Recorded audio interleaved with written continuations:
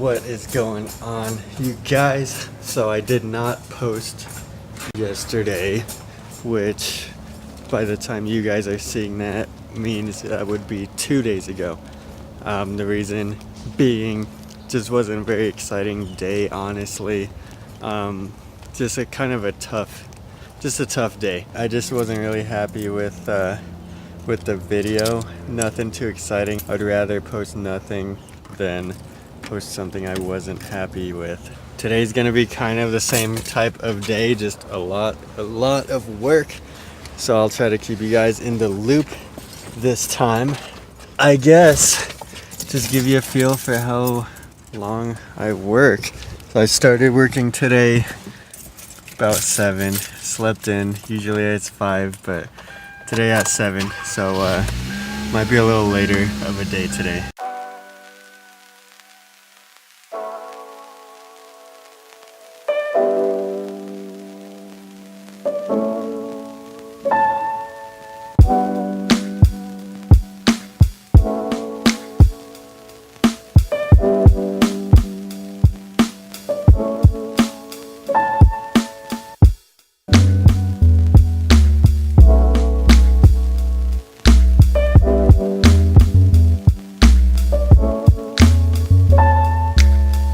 Shop for Instacart. Hopefully this is a pretty standard day. See what it looks like.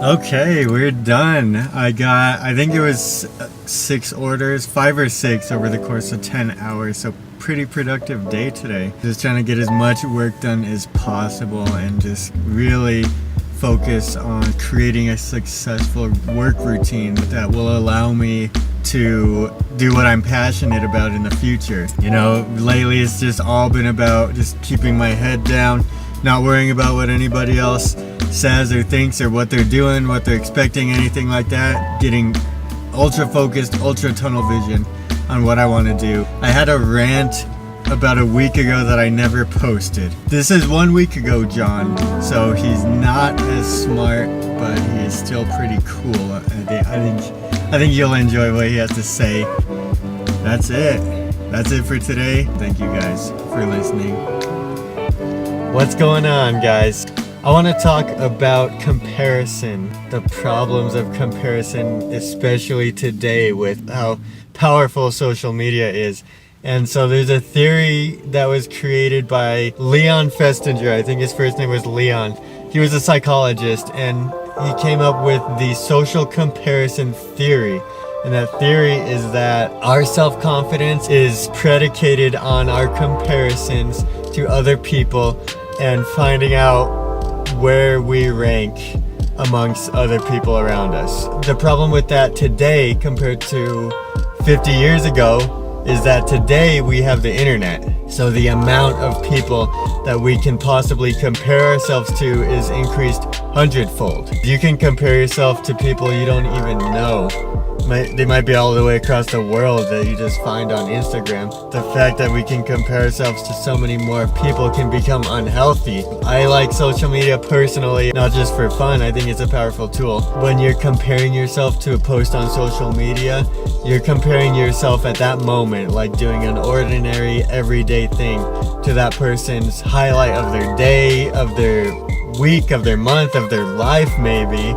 If you're just sitting there eating Cheerios, you're gonna feel bad about yourself. Realizing that this person's posting about only their highlights, same way you probably only post about your highlights, will kind of help people post their highlights. So to compare your average day to one of somebody's best days is unfair to yourself. There was a lot of talk about FOMO a few years back. It stands for fear of missing out.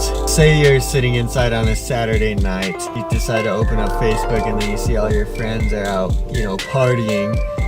and then you feel bad. All of a sudden, like, what you're doing doesn't seem as cool because everybody else is doing cooler stuff.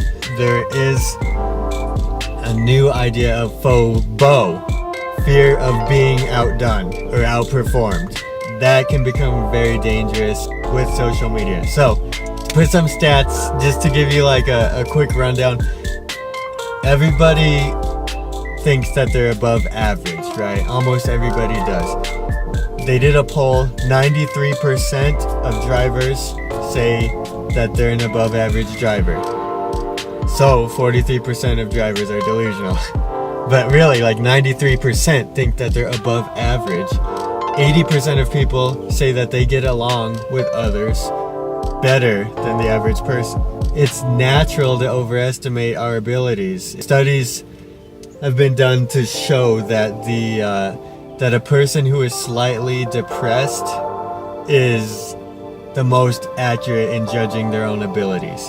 So you have to be depressed to be able to accurately judge yourself. How this is linked to FOBO is that, like, okay, so we'll use me as an example. I'm a runner. I talk running with a lot of people. I coach running. I consider myself to be an above average runner. I run a lot.